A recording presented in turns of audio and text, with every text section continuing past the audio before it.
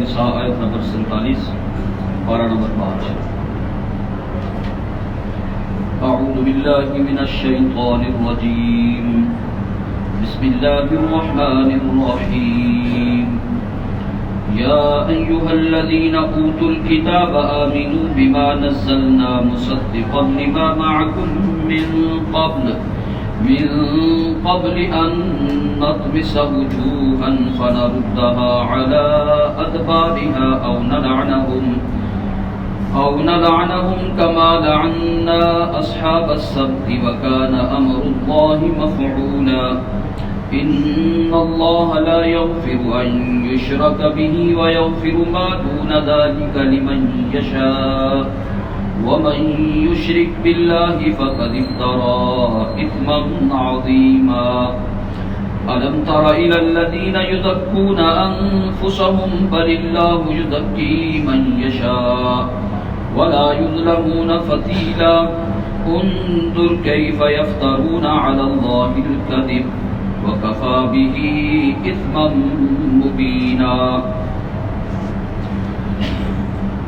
یا ایھا الذین اوتوا الکتاب، اے وہ لوگو جن کو کتاب دی گئی، آمنو ایمان لے کر کے آؤ، بما نزلنا اس کتاب پر جو ہم نے نازل کی ہے، مصدقا لما معکم جو سچا بتلاتی ہے اس کتاب کو، معکم جو تمہارے پاس ہے، من قبل اس سے پہلے ان نطمس وجوہا کہ ہم مٹا ڈالیں چہروں کو، فنردھا پھر ہم پلٹا دیں ان کو، علی ادبارہا ان کی پشتوں کی جانب، او نلعنہم یا ہم ان کے اوپر لعنت ڈال دیں، کما لعنا اصحاب السبت جس طرح کہ ہم نے ہفتے کے دن ہفتے والوں کے اوپر لعنت بھیجی. وکان امر اللہ مفعولا اور اللہ تبارک و تعالی کا حکم تو ہو کر کے رہتا ہے. ان اللہ لا یغفر ان یشرک بہ بے شک اللہ تبارک و تعالی معاف نہیں کرے گا ان یشرک بہ اس بات کو کہ اس کے ساتھ کسی کو شریک ٹھہرایا جائے. ویغفر ما دون ذلک اور وہ معاف کر دے گا اس سے کم کم جو گناہ ہیں، لمن یشاء جس کو وہ چاہے گا.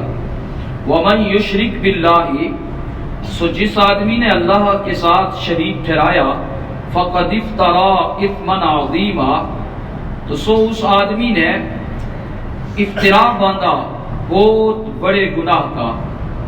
الم تر الی الذین یزکون انفسہم کیا آپ نے نہیں دیکھا ان لوگوں کی جانب، یزکون انفسہم جو اپنے آپ کو پاکیزہ کہتے ہیں، بل اللہ یزکی من یشاء بلکہ اللہ تبارک و تعالی پاک کرتا ہے جس کو وہ چاہتا ہے.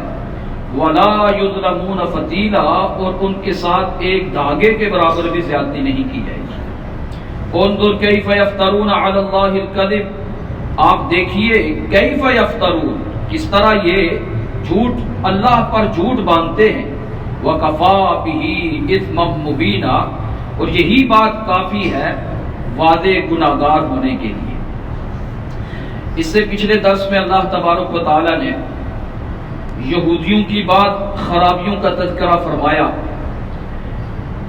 کہ یہ ایمان بھی نہیں لاتے، الٹا اپنی کتاب میں تحریف کرتے ہیں اور نبی علیہ السلام کی مجلس میں بیٹھ کر کے آپ علیہ السلام کی توہین کرتے ہیں اور ایسے ذو معنی الفاظ استعمال کرتے ہیں کہ جس کا دونوں طرح کا مفہوم نکلتا ہے. اور لوگ تو یہ سمجھتے ہیں کہ یہ اچھے معنی پر محمول ہے، جبکہ حقیقت میں ان کی مراد کوئی اور ہوتی ہے. تو اس ضمن میں اللہ تبارک و تعالی نے ان کا تذکرہ کیا.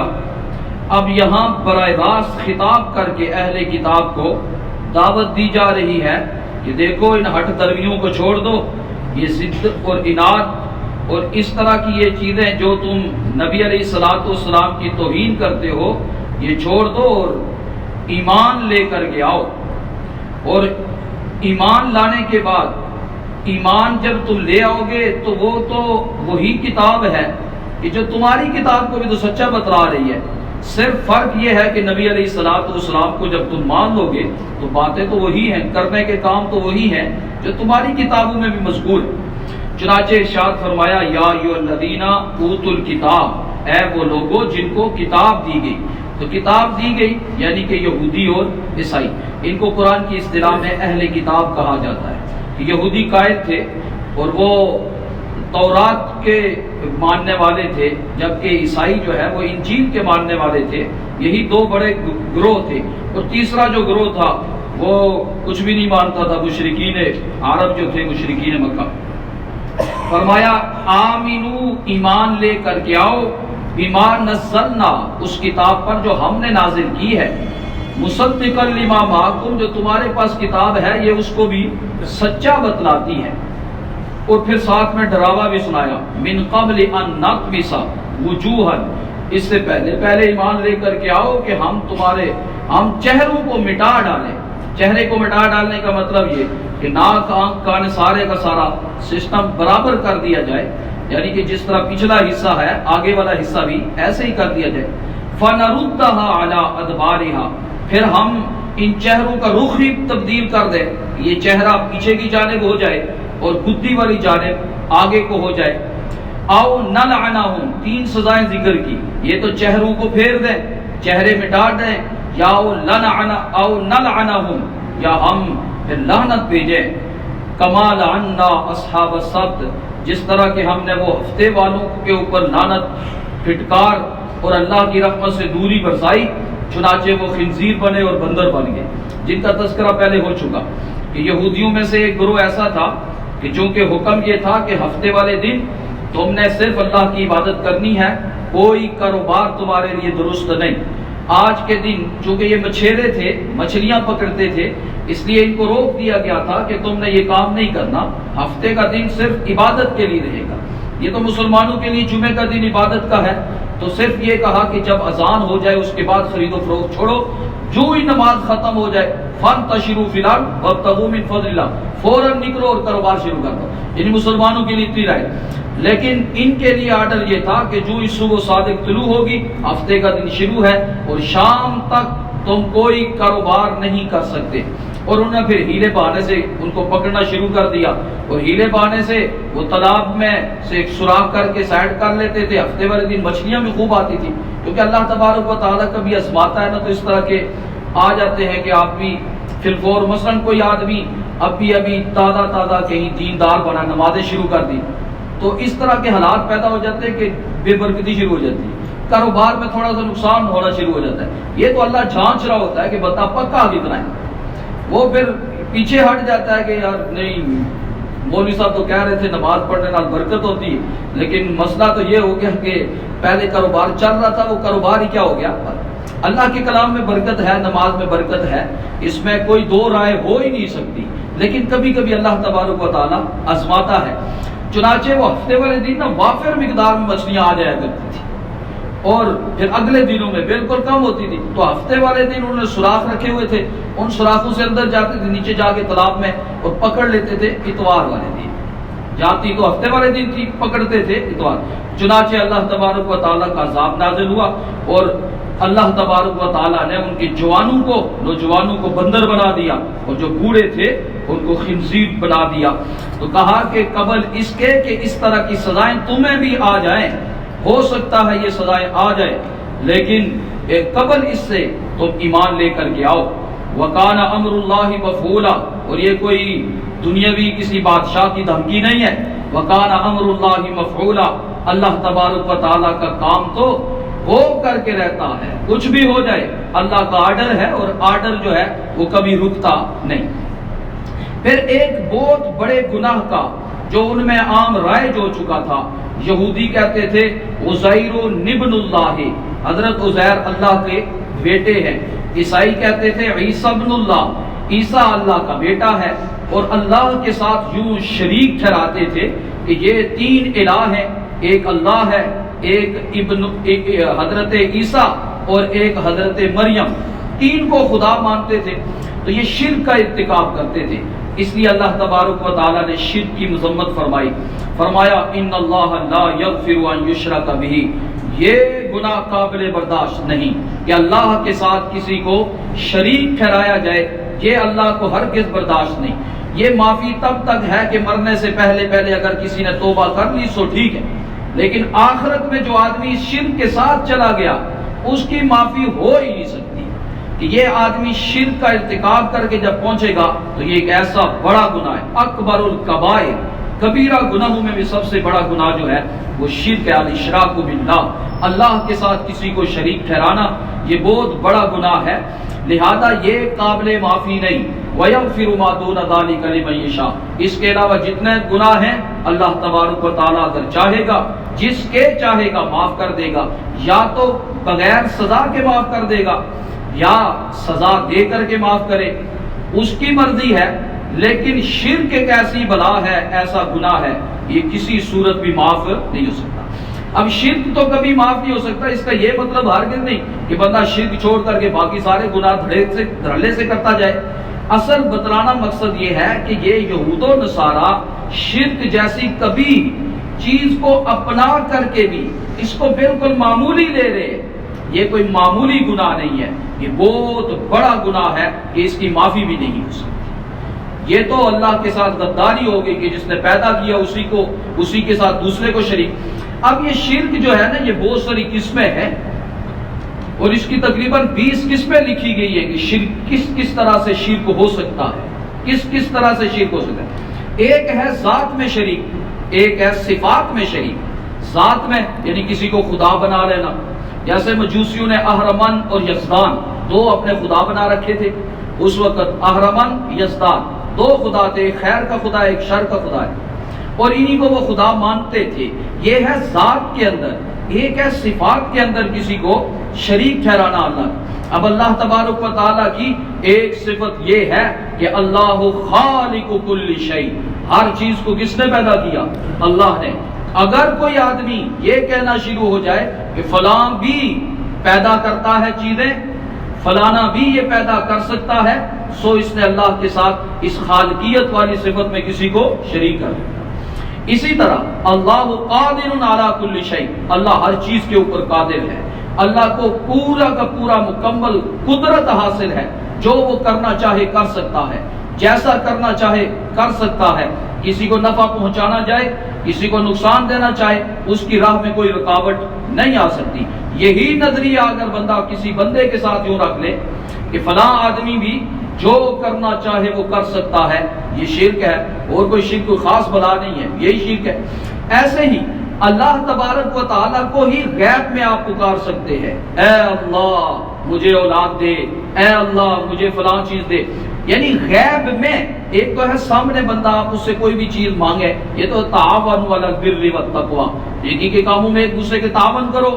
جب کوئی ضرورت کا موقع آئے تو آپ علیہ الصلوۃ والسلام نے خود صحابہ سے کہا کہ چلو بھائی غزوے میں چلنا ہے، صاحب کے پاس جو کچھ مال ہے لے کر کے آ جاؤ. صحابہ نے آ کر کے جمع کیا. حضرت ابوبکر سارا کچھ لے آئے، حضرت عمر فاروق آدھا گھر کا سامان لے آئے، حضرت عثمان نے 400 گھوڑے 500 گھوڑے بعض ساز و سامان کے دے دیے. تو مطلب یہ کہ وہ ہے کہ سامنے موجود ہے، اس سے آپ پانی مانگ رہے، کچھ بھی مانگ رہے. ایک ہے ہی نہیں، فوت ہو چکا، جا چکا ہے اللہ کے پاس. اب آدمی اس کو پکارے، اے فلانے مجھے بیٹا دے دے، اے فلانے میری فلانی مراد پوری کر لے. بتلائیے کہ یہ تو اللہ کی صفت تھی نا، تو غیر میں اس نے ثابت کر دی.